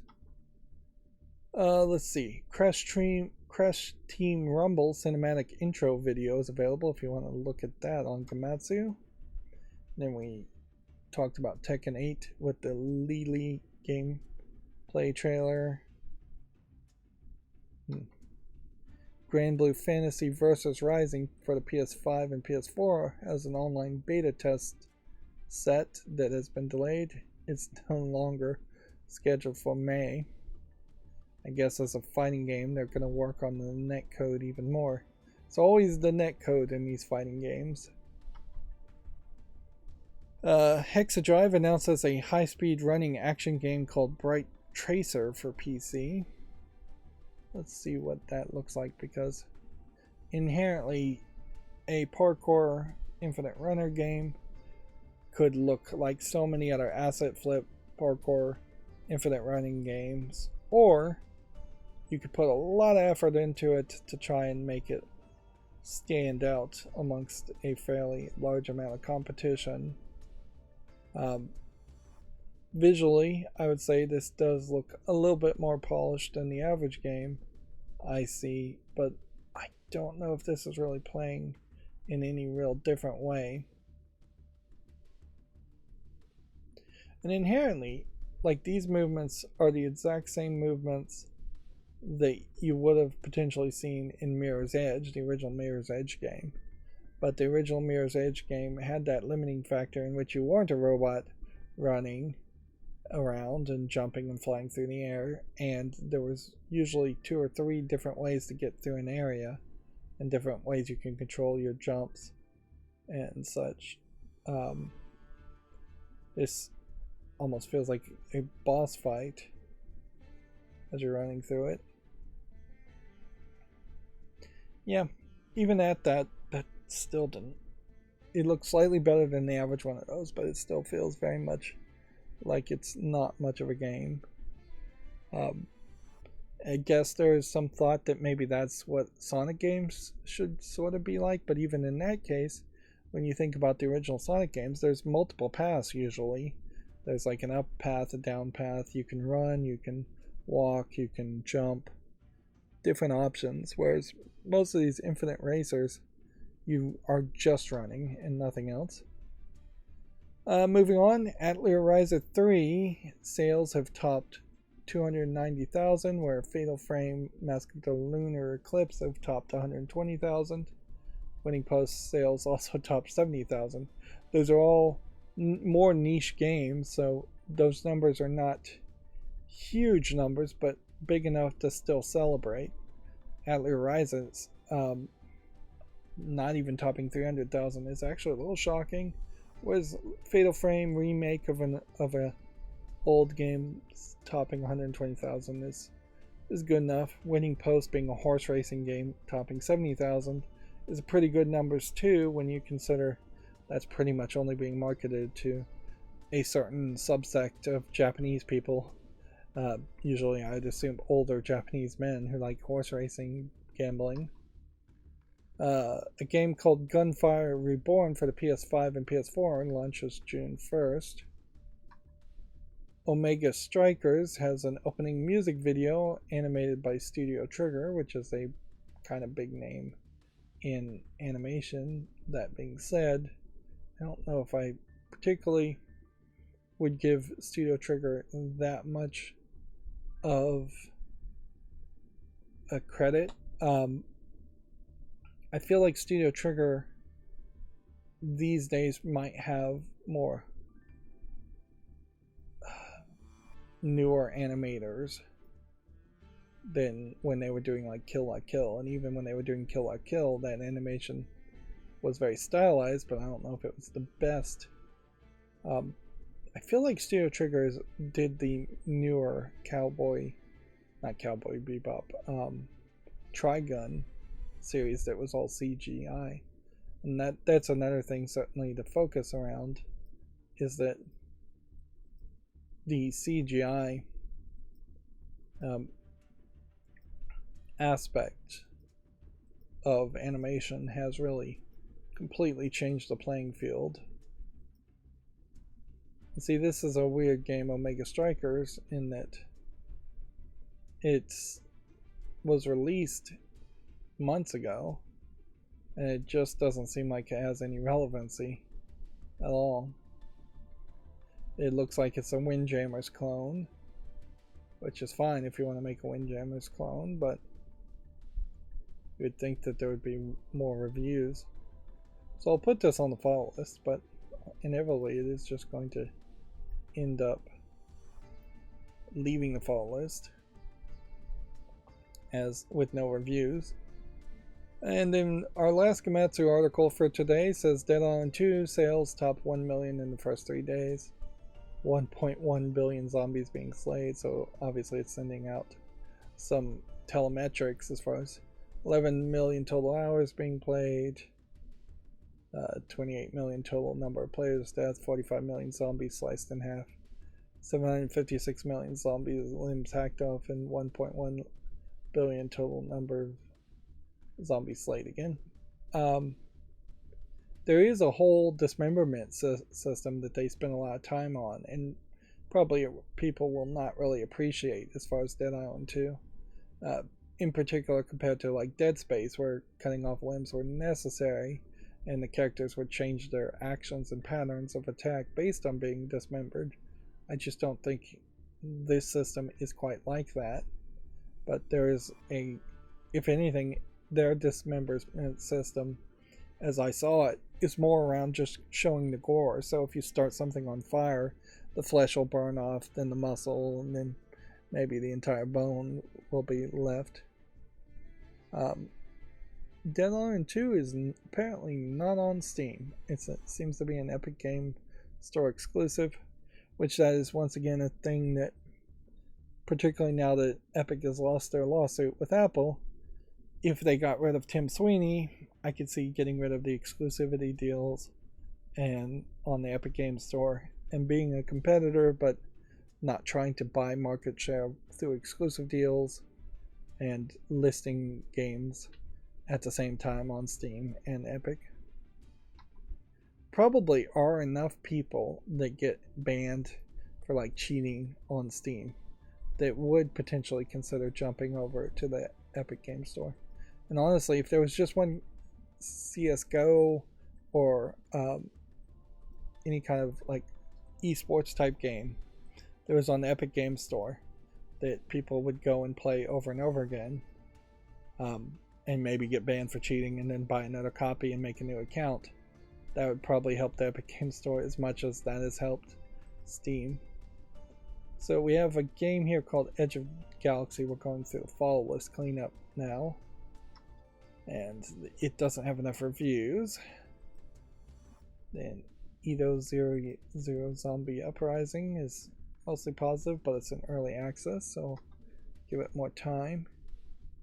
Euclidean Constructions, Compass and Ruler from December. I'm going to say yes to this, even though it's not really relevant. It only has one review. As far as it's like a geometry compass and ruler puzzle game. I don't know if there's a great chance that I'd actually be able to figure out all of this. This was the kind of stuff I really liked when I took geometry. But yeah, I'm gonna make a special exception and put that on the wish list. Then we've got the exact same tab, and I don't know why we're running into that a lot. Eco Hole from 2021 is some kind of horror puzzle game. It's 96% positive. It's not in early access. It's just barely over the 30 review limit to be relevant. So yeah, I'll put that on the wish list. We're into the E's now, where we were, for a long time, we're in the D's as far as the letter that the game started with. Eclipse. Do I want to say yes to this? It's a single player game. Looks a lot like a Diablo clone. 76% positive. I guess I'll say yes to it, but I probably would never buy that. Yeah, and I don't know why I'm getting 2 of every thing. Echo of Alleluia. Is this an adult game? No. This came out October 2021 and is still in early access as far as a trading card game. I don't hate the visuals on the cards, but I don't think I could say yes to this. When you actually look at the cards, it does seem like thematically it's just all over the place. You've got Space Marines, you've got more African warrior type characters. Yeah, just Buddhist monk, ninjas. Does just seem like it's all over the place. So I'm going to say no to that. And then Echo. Is this an adult game? No. Looks like an RPG Maker game, so I'm not sure specifically why I picked this to even be on the fall list. I probably was just not paying a lot of attention or not willing to make a decision there. But obviously not well received, so that's an easy no. As it goes as a spooky pencil drawing charcoal thing is positively received, so we can put that on the wish list. Probably am going to need to do somewhat of a wish list cleanup, but I can't even for the life of me think about how this came out just a month ago or so, so I'll give that more time. Yeah, what criteria would I use to clean up the wish list, because that would be the real question there. And then, yeah, that game just doesn't have any reviews, so it's just not relevant as a horror game. Earth's Shadow, first person shooter, some creepy visuals, rated very positively, single player. Well, that goes to the wish list. Feels like they are definitely taking some inspiration from things like War of the Worlds and Diablo, and this feels like a little sister from BioShock. But honestly, I don't hate the idea of stealing concepts or taking inspiration from multiple things instead of just copying one specific game. This feels potentially like a Blade Runner type inspiration. And then same old, same old. So then we have our GameDeveloper.com news. Stardew Valley creator shares an early concept sketches from an old notebook. If you want to check that out at GameDeveloper.com. Yep, I guess this is the sketches.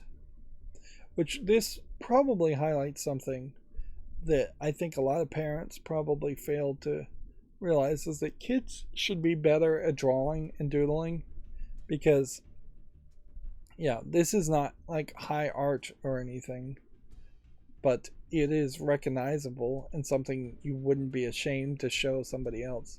But if you have like incredibly terrible handwriting, chicken scratch, which most people print and most kids are taught to print, so their print tends to be pretty decent now versus this cursive. But if you can't draw worth a flip and your drawing looks something more like this than this, then you're going to have a slightly harder time getting your concepts and ideas to the artists, the true artists, who would then have to take those concepts and ideas and make them into a pre-production concept or character design sketch. Like pretty much everybody should be a relatively decent drawer, artist. In the same way that I imagine everybody should probably have a decent ability to hum a tune, at least in music, and not be completely ignorant of what music exists or completely ignorant on how to hum a tune and recreate music. I don't know if you have to go too crazy past that. I don't know if you have to be in a choir or a band or start your own band or anything like that. Most kids do like to do those types of things if they are musically inclined, but everybody should have some basic literacy in many types of arts on top of basic literacy as far as programming and computers, so that all of society is speaking a somewhat similar same language. You don't want programmers put next to artists and them being unable to even have any common ground, or unable to really communicate with each other what they want from each other. Moving on, Guerrilla Studio Director became the head of development strategy at PlayStation Studios. We already talked about this. Call of Duty, the board game, aims to turn the shooter into a strategic tabletop experience. We already talked about that. Sega of America employees announced a multi-department union, the Allied Employees Guild, improving Sega, or Aegis, which I feel like there was a game called Aegis from Sega in the old days, is both the Sonic the Hedgehog's first ever union and also the United States' first game developer union to cover multiple staff departments, whereas up until this point, union busting has been successful to delay or stop unions from forming from multiple departments. So what inevitably would happen is you'd have either a weak QA union that couldn't really strike or negotiate when they fired all the QA staff, which is pretty typical in the video game industry. Or you would have a developers union that has maybe 5 to 50 people in it that's still kind of weak. Yes, that union could probably strike a little bit better, but unions in general are only really strong when it includes all the associate level employees from multiple departments, um, so that you can work together to raise the working conditions for all the employees or raise the pay for all employees. It's interesting that Sega was the first to have this happen. It's also worth pointing out that this is once again a CWA, Communication Workers Alliance, formed union, which at some point I thought they were going to split off and be a GWA, Game Workers Alliance, Communication Workers of America, or basically people that worked for phone companies in the old day, AT&T and Verizon workers. But I imagine CWA doesn't have that many members as AT&T and Verizon become less and less relevant as companies, and so now they are spreading out to form more unions, which at a certain point I guess all unions might make a good sense to spread out to other industries. If there was just like one workers union for the entire United States and everybody was a member, that would be a lot of solidarity, to use a union phrase. If the Communication Workers of America, for instance, were going on strike because the railway workers union was not being allowed to strike or form, and they weren't improving the safety procedures on railways in the United States, well then maybe that kind of strike would have prevented some disasters that have happened recently. Of course, that is just pure speculation on my part. If that had happened, it obviously didn't. Most unions do, in solidarity, at the very least, promise to never cross a picket line, and most people, even if you're not a union member, won't cross a picket line for one reason or another. But many unions will also go and strike with other unions in solidarity, in many, even if they're in different industries. Moving on, Dead Island 2 slays its way to 1 million copies in one weekend. We talked about that. California court sides with Apple against the Epic Games antitrust appeal.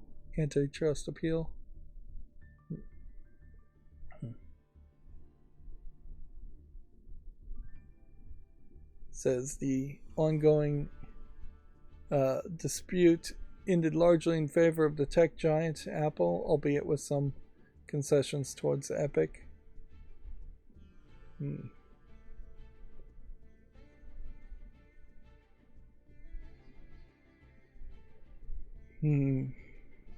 Yeah, I guess we'll just have to see if they decide to appeal some more, if they can. Probably would have to appeal to the Supreme Court, and anything going to the Supreme Court in the United States at this point, it's very much up in the air if they actually would listen to it, or how they would side one way or another with it. Particularly right now, the Supreme Court seems to be very wild and unpredictable.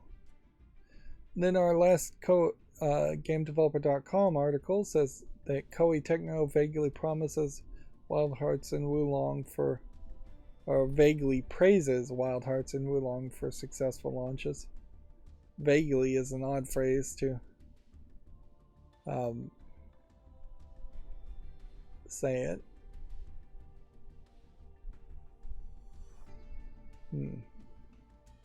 I guess they put out some earnings numbers, and that might be the vague praise they're talking about.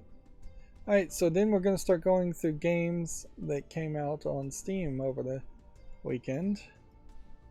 We have Mistrogue in the Living Dungeons. We'll give that a follow. We have Bullet Hell Monday, which I think we can skip. we will probably run into adult games fairly quickly here and then have to use our blur.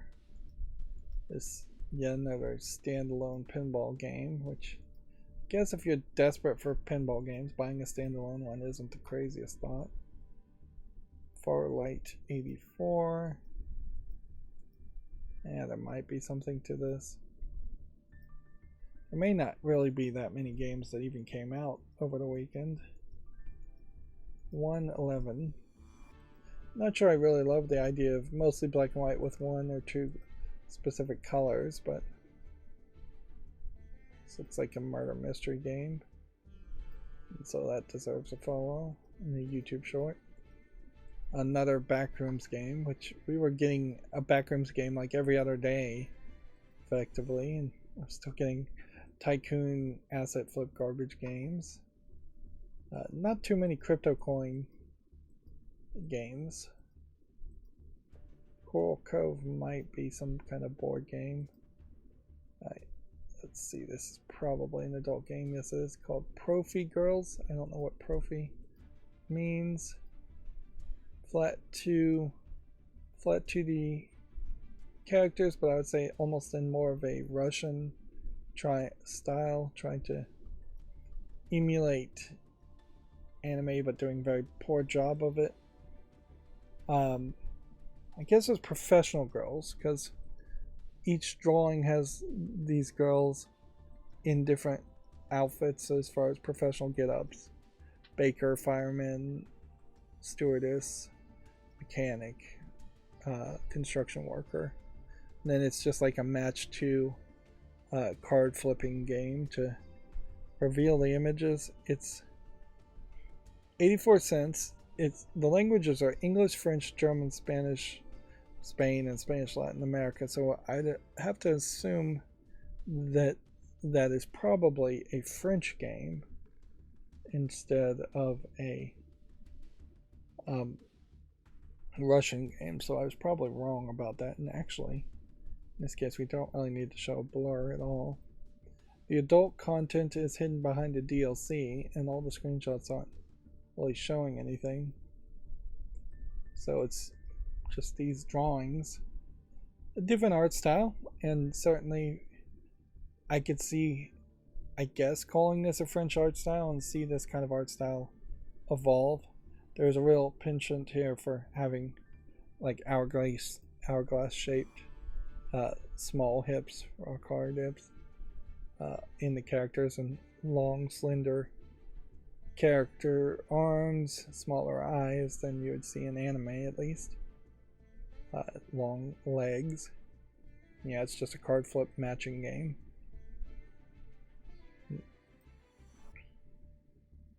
You have big anime eyes in that one, but then somewhat smaller. It's still big heads, very sharp chins.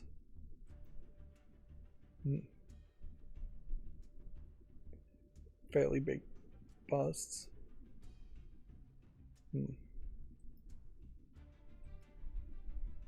There's perhaps a lack of detail in the hair. It kind of feels like it was almost drawn with a marker, but it wasn't. Anyways, moving on. As far as the adult content, I assume it's just those same girls in further degrees of undress. Cards of the Realm visually looks like garbage.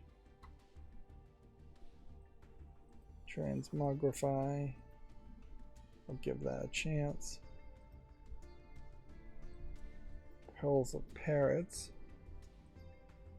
It says this is puzzles, but visually this doesn't look like any kind of interesting puzzle, so I'm gonna say no to that. Me and Mori. Looks like a Sokoban puzzle game with no visual polish. And then here we have another adult game called Love Love Diary. Let's see. I'd say this is more of a traditional Japanese animator going at this with anime characters.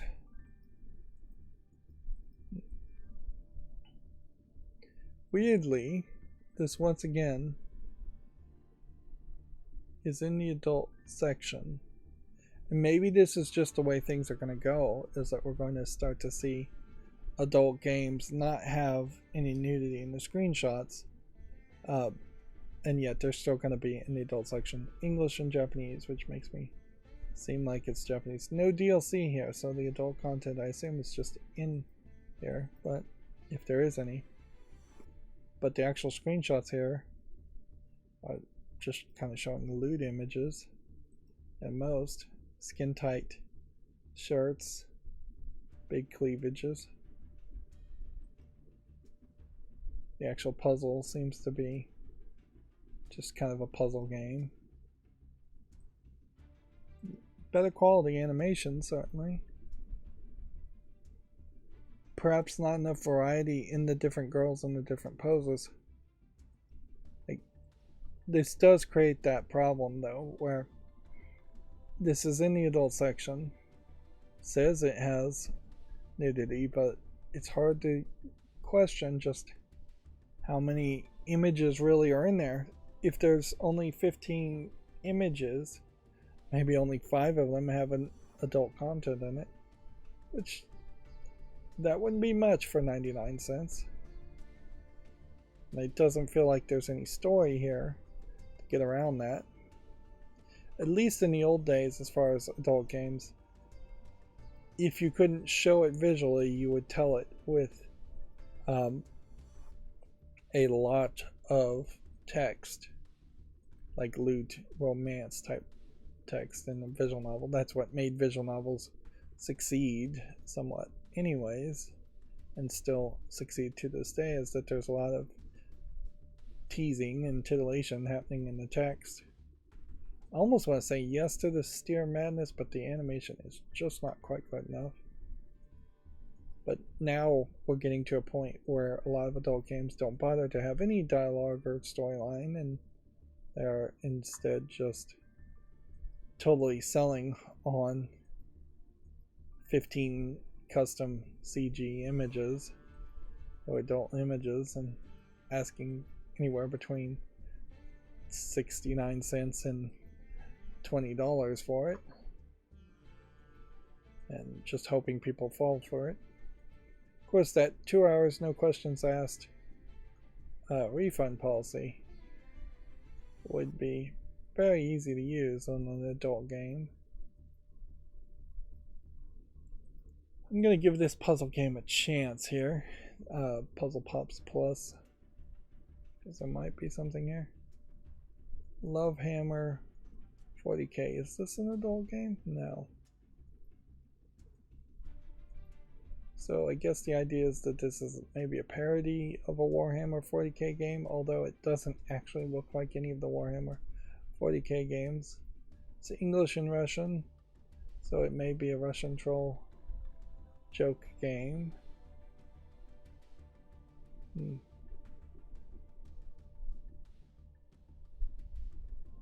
Raunchy themes centered around boobs versus butts.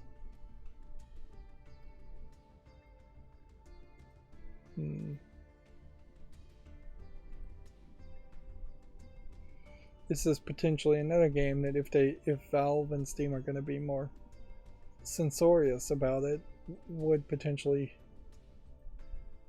be a game that should be in the adult section.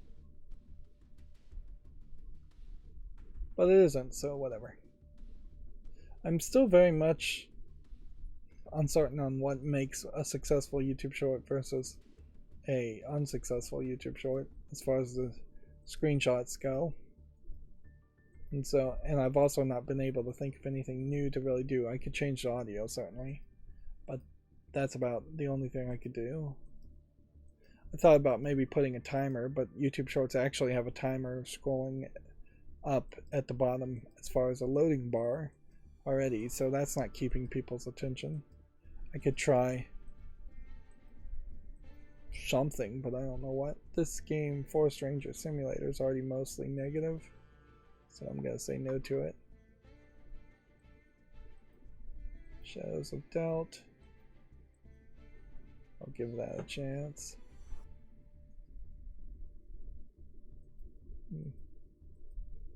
I think this is more of a joke. Mr. Willikers and the Rotting Mule. Say no to that. Remote Planets, I'll give a chance to. There's just no telling how many of these games are left. I could scroll, I guess. 100% challenge. Don't think there's anything there. Imaginal Voyages. This is an odd combination of characters that look like they've just been downloaded from the internet or licensed with no art style consistency. You have this little girl that just does not look anything like this character, that just does not look like this character. It's a visual novel, free to play. Honestly, if it's a free to play visual novel, that probably means you don't need to bother with it. That's just too cheap for that style. We'll give Wizards a Way Out a chance. Burism Skies. I'm going to give this a chance since it is a widescreen shoot 'em up game. Although I'm not sure widescreen shoot 'em up games are better. So I'm just so ignorant as far as shoot 'em up games. Give that a chance. Assume that this is a different game. I don't believe it actually is. Yep. Here. And next we have an adult game called Furry Futa, which that video is immediately going towards hardcore pornography. Is every single character here a Futanari dick girl? Although girl is even questionable here because these are really just anthropomorphic animals. I don't think they all are. Only half of them. And honestly, I think I've seen half of this art before. So I would assume that this has either been downloaded or licensed. I don't know why so many Futanari dick girl games exist. Feels like these are more joke troll games than there actually is a fandom there, but maybe there is just a very silent majority of fans here. The game is $2.09. What kind of game is it though? I guess it's a slide puzzle game, a very simplistic slide puzzle game. Like four slide pieces. $2.09. Yeah, can't really say anything more about it. I guess if that's your thing and you want to pay way too much for very little, let's see, maybe it would tell us how many pictures. It doesn't even say how many pictures are in it. Alright, well then we have Sissy Push, which looks like a Sokoban game starring, I guess, Sisyphus. We'll give that a chance. Pure Logic looks like a circuit creation logic game. I'll give that a chance. Wanton OS looks like it's probably not an actual game, but instead, well, it says it's an operating system. Maybe it is a game. It's hard to tell. But it does also just look asset flippy and all over the place, so I'm going to say no to it. Street Ball the Mecha. I don't know if mecha is the right word to use there. Lichenvale, give a chance to that. Doc Chess King. Yeah, I don't understand what this puzzle is, but it looks polished enough to give it a chance. Yeah, we once again are just running through games, saying almost nothing about a big amount of games, then having to spend extra time describing adult games, as, or at least choosing to describe them.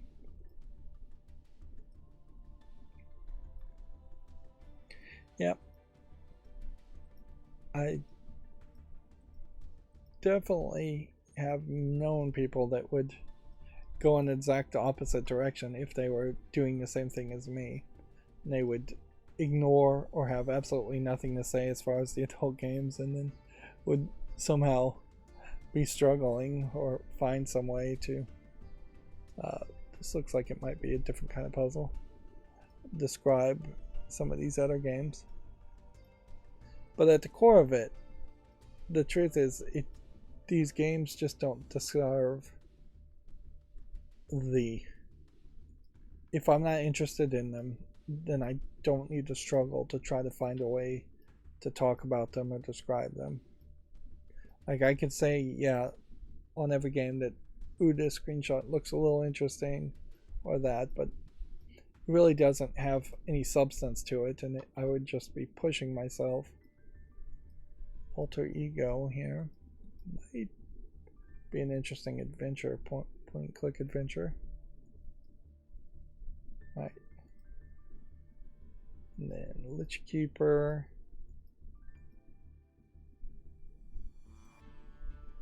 And then our last game for today is Refresh, which looks like it might be a 3D, like Mario 64 platformer, 3D platformer game.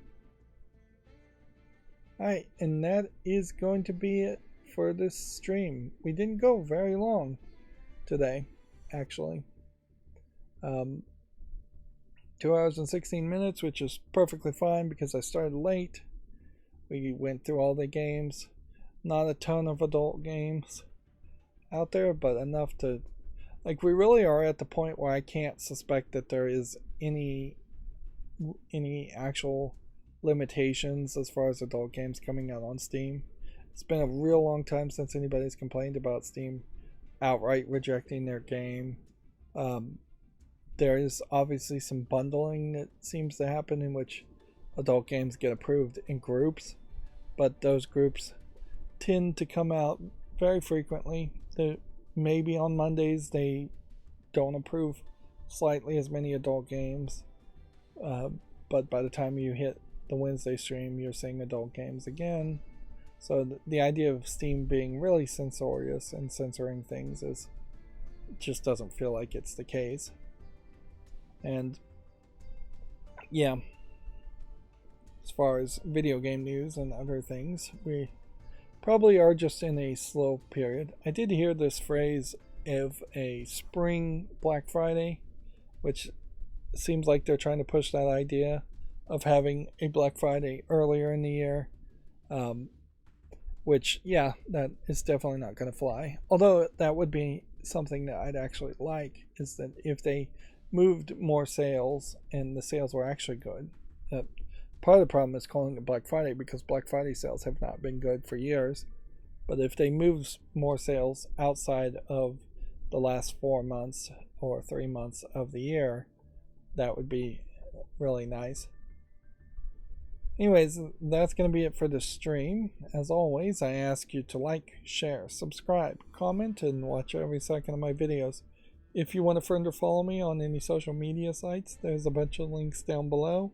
And if you want to support me further, there's a link to Patreon, or you can friend me on Steam and get me a game off my wishlist. Thank you for watching. Have a good evening.